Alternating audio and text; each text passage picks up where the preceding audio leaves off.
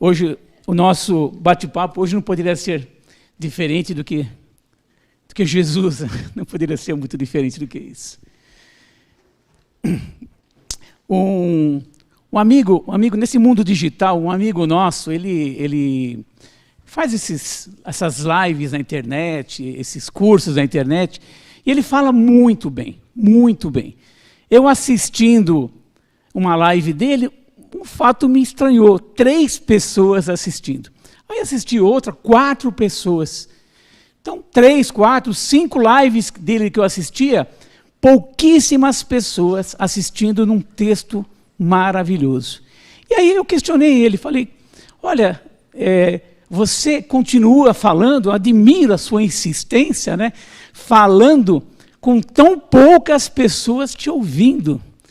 Ele me respondeu de uma forma, de uma sabedoria tão grande, com uma resposta que me surpreendeu, que fez eu gerar o tema desse nosso bate-papo de hoje, que é Jesus não é uma obra do acaso. Olha o que ele me respondeu, ele falou, Pedrinho, o maior dos homens, o maior que já esteve entre nós, aquele que não tem Facebook, não tem Instagram, somente uma vez escreveu uma frase na areia que foi apagada, não deixou nenhum texto escrito. Ele que é o governador espiritual da terra, ele falava para 12. Ele falava para 12. Quem sou eu para querer ter a pretensão de falar para muitos? Interessante, né, essa colocação dele. Um parágrafo de Emmanuel, do livro A Caminho da Luz. Se nós, espíritas, conseguirmos entender um único parágrafo, nós jamais teremos qualquer temor sobre os destinos de nossas vidas ou sobre os destinos da Terra. Um parágrafo. E é o primeiro parágrafo do livro A Caminho da Luz, do capítulo 1. Eu vou até ler uma parte para ter mais... Olha, rezam as tradições do mundo espiritual, que na direção de todos, ele fala todos, rezam que na direção de todos os fenômenos do sistema planetário, de todos os fenômenos, existe uma comunidade de espíritos puros, ou seja, na direção de todos os fenômenos que acontecem, não só na Terra, em todo o nosso sistema planetário, existe uma comunidade de espíritos puros, escolhidos por Deus. Escolhidos por Deus. Então, na direção de tudo que acontece no nosso sistema planetário, tem uma comunidade de espíritos puros escolhidos por Deus. Olha, isso já é chocante, isso já é fantástico, maravilhoso. Em suas mãos, ou seja, nas mãos dessa comunidade, conservam-se as rédeas diretoras das vidas de todas as coletividades planetárias. Ou seja, nas mãos desta coletividade de espíritos puros está as rédeas das vidas de todas as coletividades planetárias. Vocês conseguem entender isso? Conseguem compreender isso? Quem está na direção, quem está guiando nossas vidas? Uma comunidade de espíritos puros. E aí ele completa. E Jesus faz parte dessa coletividade. Olha quem nós tivemos aqui encarnado, porque ele não reencarnou. Quando você esteve uma vez aqui, então ele encarnou, ele não reencarnou na Terra. Jesus encarnou. Nós estivemos junto de nós para nos auxiliar o maior, um espírito puro, escolhido por Deus, que acompanha a vida de todas as coletividades planetárias. Isso é muito fantástico. Isso é muito fantástico. E aí ele coloca, somente por 2 vezes esta coletividade de espíritos puros estiveram reunidos junto ao orbe terrestre. Somente 2 vezes em 4,5 bilhões de anos, somente 2 vezes esses espíritos estiveram reunidos no orbe terrestre. A primeira vez, quando a nebulosa se desprende do Sol para começar a formação do nosso planeta.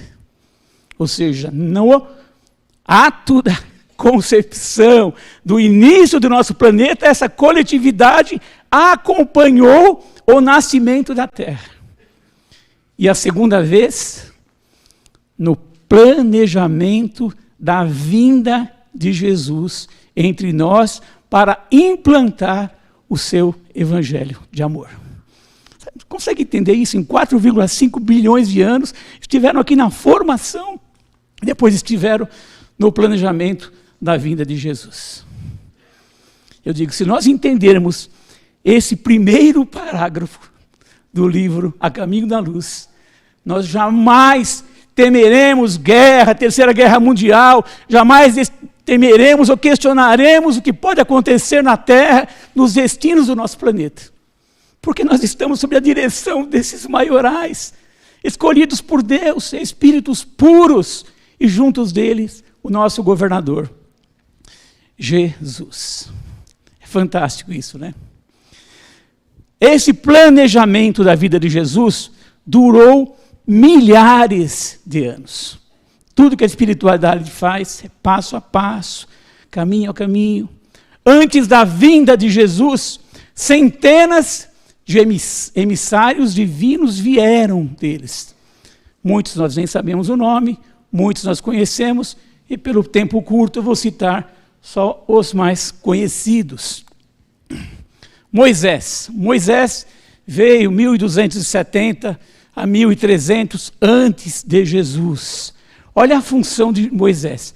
Além de trazer os 10 mandamentos, que não sei se vocês sabem, hoje ele é base do Código Civil de muitos países, inclusive do nosso netinho.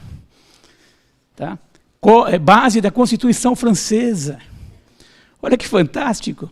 E Moisés veio trazer, sabe o quê? A lei de Talião, que já existia 400 anos antes de Moisés. Mas ele veio trazer na lei mosaica a implantação da lei de Talião. Sabe o que era a lei de Talião? Por mais absurda que possa parecer aos nossos ouvidos, era simplesmente a lei da justiça. Porque ela limitava a vingança. Olha que interessante, limitar a vingança com justiça? Sim, ela limitava. Porque se eu matasse alguém, a família desse alguém só podia matar um da minha família. Pode parecer estranho, né? Mas limitava. Foi um limitador do mal, um limitador da vingança. Então Moisés teve essa missão. 600 anos antes de Jesus, depois vieram outros. Mas no Oriente renasce Siddhartha Gautama. Sabe quem é Siddhartha Gautama, né? O Buda, nós conhecemos como Buda. O Buda já veio trazer um nível mais elevado de ensinamento, veio trazer as noções de respeito ao próximo. E o Buda também veio trazer a noção de que nós éramos efeitos de nossa própria atitude. Ou seja, nós éramos efeitos das nossas próprias atitudes. Mais para frente, 400 anos antes de Jesus, veio um famoso que já veio trazer as noções do amor, Sócrates. Sócrates, ele foi condenado, e a condenação dele foi por incitar o amor aos jovens. Ele foi condenado, né? Platão era seu discípulo, Xenofonte, e Sócrates, quando foi condenado, tem uma parte interessante da história dele, Sócrates foi condenado a tomar a cicuta, um veneno muito forte, tomava uma dose e você morria praticamente asfixiado na hora. E quando ele encontrava-se no calabouço, aguardando a sua sentença, sua esposa, Xântipa, que era filha de político, o pai era muito famoso, o pai tinha muitos interesses, ela consegue a liberdade de Sócrates. Ela chega no calabouço, Sócrates, consegui a sua liberdade. Sabe o que ele respondeu para ela? Ao preço da prisão de quantas consciências? Responde isso para ela e não aceita aquela liberdade. Aí ela diz a ele, mas você vai morrer. E ele diz: quem de nós não irá? Quem de nós não irá? E ainda ela completa: mas você está sendo condenado por algo que não fez. E ele responde: e você queria que eu fizesse? Era um espírito muito iluminado, tão iluminado, conhecedor da vida espiritual, que na hora da sua morte, Xenofontes pergunta a Sócrates: o que eu faço com seu corpo? Sabe o que ele responde? Faz o que quiser, porque Sócrates não estará lá dentro mais. Ele foi condenado por incitar o amor.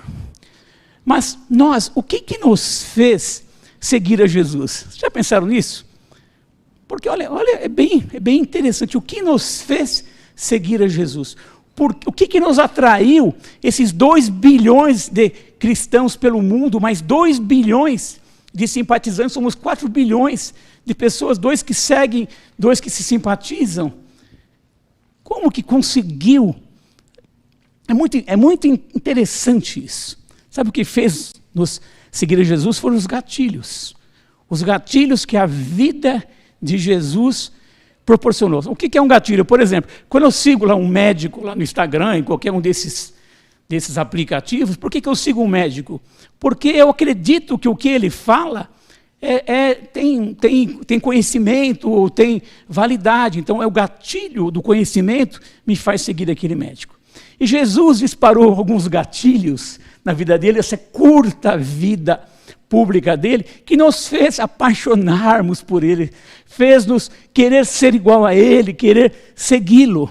Primeiro gatilho, que é o gatilho da simplicidade e da humildade. Apesar de nós queremos ter dinheiro, queremos ter carro bom, queremos viajar, mas nós amamos a simplicidade. E todo mundo ama ver aquelas paisagens, quer uma casinha do campo. Nós amamos a simplicidade.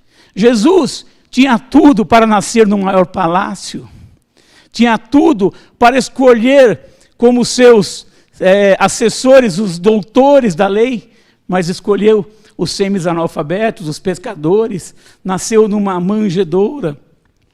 Jesus poderia ter ser um doutor, mas foi um carpinteiro.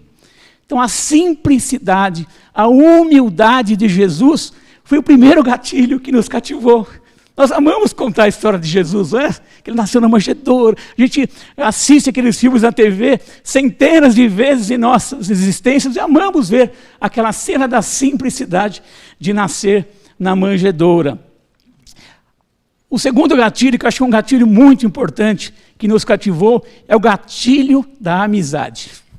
Jesus, olha, vocês sabiam que o primeiro fato, né, de fenômeno de Jesus foi num casamento? Sabiam disso? O primeiro fato dele foi nas bodas de Canaã, né? Um casamento de Canaã. Maria era amiga da família, e Maria convida Jesus, e naquela época, as bodas, que é uma festa, bodas, né? As bodas duravam de 3 dias de festa para os pobres, até 30 dias para os mais ricos. Então, o casamento pobrinho era 3 dias. 3 dias de festa, onde não podia faltar alimento nem bebida, porque é um sinal de azar, um sinal de mau agouro. E Maria, amiga da família, percebe um burburinho e percebe que algo estava errado. E ela foi ver e viu que o vinho estava acabando. Ela conhecia os poderes de Jesus, sabia que Jesus poderia transformar. E pela amizade, Jesus vai lá e faz o fenômeno da transformação da água no melhor vinho. Então esse sentimento de amizade que ele tinha com os apóstolos, com Lázaro, com todos aqueles que ele encontrava, criou esse gatilho que nós amamos. Muitas vezes nós somos mais amantes dos nossos amigos do que dos nossos parentes, não é verdade? É verdade isso? Então, esse gatilho da amizade é um gatilho que nos cativou com Jesus. Outro gatilho é o gatilho da sabedoria. Nós amamos as pessoas sábias. Amamos os sábios. O caminho dele até o Gólgota. Quando Jesus carrega a cruz até o Gólgota, ele foi humilhado, foi xingado, foi apedrejado. de todo o mal, de tudo que se possa pensar em atrocidade, Jesus sofreu naquele caminho de entre Pôncio e Pilatos até o Monte da Caveira, o Gólgota. Olha a sabedoria de Jesus. Vou fazer uma pergunta a vocês. Será que nós hoje estaríamos aqui falando de Jesus? Será que nós hoje seríamos cristãos? Será que o mundo adoraria Jesus se no caminho do Gólgota, Jesus que tinha o poder de transformar qualquer matéria, Jesus fosse guerrear com aqueles que o ofendessem? Jesus fala assim, fogo, queime todos, todos viravam cinza ao mesmo tempo. Mas ele humildemente caminhou, sofrendo as humilhações. Será que nós teríamos cristianismo hoje? Será que eu estaria aqui hoje? Se no caminho do Gólgota, Jesus respondesse algo, Jesus peleasse, Jesus guerreasse com algum daqueles que o humilhou, que o apedrejou, que fez todo tipo de atrocidade? Não, porque a sabedoria de Jesus era maior do que tudo. E o último gatilho é o gatilho do amor, né? Ninguém amou mais do que ele. Até no momento crucial da cruz, ele fala, Pai, perdoa, porque eles não sabem o que fazem. Jesus sabia o quanto a humanidade ia sofrer, quanto aquele povo de Israel ia sofrer por sua morte, que até hoje sofre as consequências de sua morte. Dizem que a boa parte das guerras que acontece ainda é influência da partida, do ato contra Jesus. Então ele fala, Pai, perdoa, Pai, eles não sabem o que fazem. Sabiam que nós éramos crianças espirituais, mas o amor dele fazia com que pedisse perdão, porque queria livrar-nos do sofrimento. O gatilho do amor. Encerrando nosso bate-papo, meus queridos, lembrando daquela primeira parte de Emmanuel, Jesus está no comando de nossas vidas. Jesus nos acompanha, não temamos nada. Obviamente, façamos a nossa parte. É nossa obrigação fazer a nossa parte. Não é ficar sentado e esperar que Jesus resolva a nossa vida, não. Mas façamos a nossa parte. Entreguemos a nossa vida a Deus, a Jesus, a essa comunidade de espíritos puros, escolhidos por Deus, que guiam os destinos de nossas vidas e de todo o sistema planetário. Para todos